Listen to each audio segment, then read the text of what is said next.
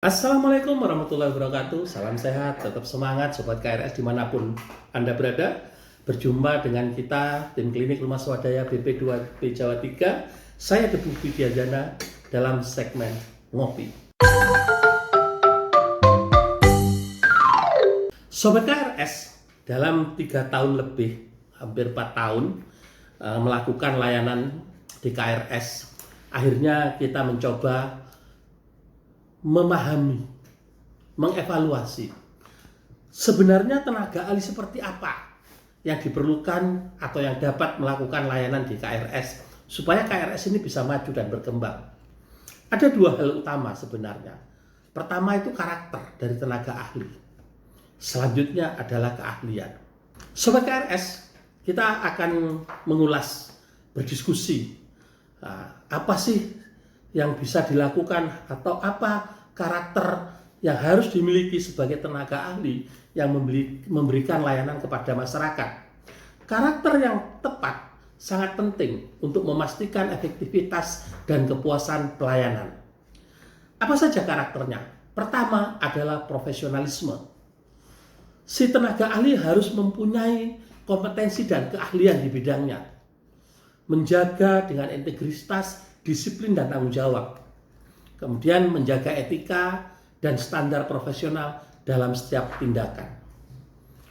Kedua, karakter yang empati dan peduli, mampu memahami kebutuhan dan perasaan masyarakat, bersikap ramah, sabar, responsif terhadap keluhan atau permintaan, menempatkan kepentingan masyarakat sebagai prioritas. Jadi di sini karakter yang dimiliki itu bukan cuma sebagai pegawai yang penting masuk kerja, dibayar tiap bulan, ini tidak. Jadi empati dan peduli itu sangat penting di dalam menjadi tenaga ahli layanan di bidang KRS. Kemudian komunikasi yang baik, itu yang ketiga. Mampu menyampaikan informasi dengan jelas dan mudah dipahami, mampu mendengarkan dengan aktif dan merespon dengan tepat. Kemudian mampu menjaga hubungan yang baik dengan masyarakat supaya terjalin chemistry yang bagus, saling keterbukaan. Ini penting. Karakter yang keempat adalah adaptif dan fleksibel, dapat menyesuaikan diri dengan berbagai situasi dan kebutuhan masyarakat, terbuka terhadap perubahan dan inovasi dalam memberikan layanan. Selanjutnya, mampu menyelesaikan masalah dengan kreatif dan efektif. Jadi bukan hanya berpikir ini tugas saya, ini harus saya lakukan. Tidak, tapi harus berpikir terbalik. Ini dilarang atau tidak? Bila tidak dilarang, lakukan seluas-luasnya sehingga mendapat respon yang positif dari masyarakat. Kemudian yang kelima adalah transparan dan akuntabel, bersikap jujur dan terbuka dalam setiap proses layanan, bertanggung jawab atas tindakan dan keputusan yang diambil, dan tentunya siap menerima masukan dan evaluasi untuk perbaikan, baik itu dari masyarakat, dari atasan, atau dari manapun juga. Yang keenam adalah berorientasi pada hasil. Fokus pada pencapaian tujuan dari kualitas layanan, bekerja secara efisien, efektif untuk memenuhi harapan masyarakat. Selalu berusaha meningkatkan kualitas layanan. Ini penting. Ini harus benar-benar dimiliki oleh karakter seorang tenaga ahli di KRS. Kemudian bisa melakukan teamwork yang kolaboratif. Ini yang ketujuh. Mampu bekerja sama dengan tim dan pihak terkait, menghargai kontribusi orang lain, dan bersedia berbagi pengetahuan, membangun sinergi, dan mencapai tujuan bersama. Yang kedelapan adalah berdedikasi dan berkomitmen, memiliki semangat pengabdian yang tinggi untuk masyarakat, konsisten dalam memberikan layanan terbaik, tidak pernah mudah atau tidak mudah menyerah dalam menghadapi tantangan.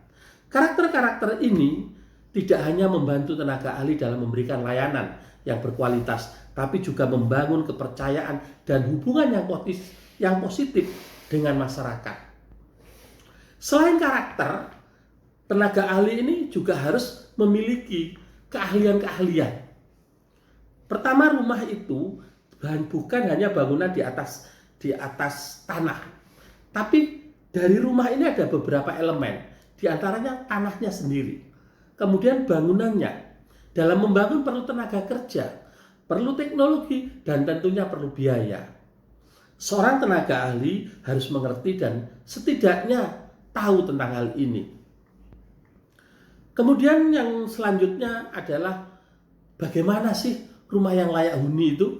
Nah, rumah layak huni adalah rumah yang aman. Aman di mana? Lokasinya. Jauh dari bencana, memang untuk peruntukannya. Kemudian legalitasnya bagaimana? Kualitas konstruksinya bagaimana? Perizinannya bagaimana? Ini rumah yang aman. Bisa saja rumah itu bagus, tapi terletak di kawasan bencana ring 1 misalnya. Ini jadi tidak aman. Atau belum memiliki izin-izin. Nah, ini jadi tidak aman gitu. Atau kualitas konstruksinya. Nah, kemudian selanjutnya keahlian yang perlu dimiliki adalah tentang keterjangkauan dari rumah. Karena KRS ini lebih banyak memberikan pelayanan kepada masyarakat berpenghasilan rendah. Berpenghasilan rendah persoalannya bukan pada bangunan rumahnya, tapi kepada daya beli masyarakat itu, daya sewa dari masyarakat tersebut, jangka waktu cicilan, bila tenor mereka mengambil misalnya kredit rumahan dan lain sebagainya. Kemudian mendapat tahu bagaimana supaya masyarakat MBR mendapat jaminan harga. Artinya saat persiapan dari misalnya dia beli ke developer, setelah membayar uang muka harganya malah naik, minta tambahan ini teman. Nah, ini bisa diredam harusnya. Tenaga ahli bisa memberi pendampingan kepada masyarakat yang sedang melakukan atau mengajukan berkredit. Kemudian bagaimana memperhitungkan biaya uang muka. Nah, ini harus dipahami oleh seorang tenaga ahli. Kemudian selanjutnya adalah keahlian, yang itu adalah bagaimana rumah tersebut menjadi rumah yang berkelanjutan. Rumah yang ramah lingkungan, rumah yang adil, rumah yang ramah, rumah yang inklusif, bisa untuk semua.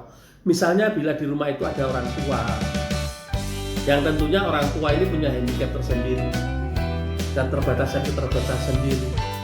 Anak-anak, difabel. Nah, ini perlu rumah yang adil dan ramah bagi mereka. Bagaimana membuat desain ini menjadi ramah. Rumah itu adil bukan cuma bagi penghuninya, tapi juga bagi lingkungannya. Ini penting dipahami dan dimiliki oleh ahli yang melayani di dalam KRS. Mungkin demikian sobat-sobat KRS yang bisa kita sampaikan. Semoga bermanfaat. Salam sehat, tetap semangat, dan salam inklusi.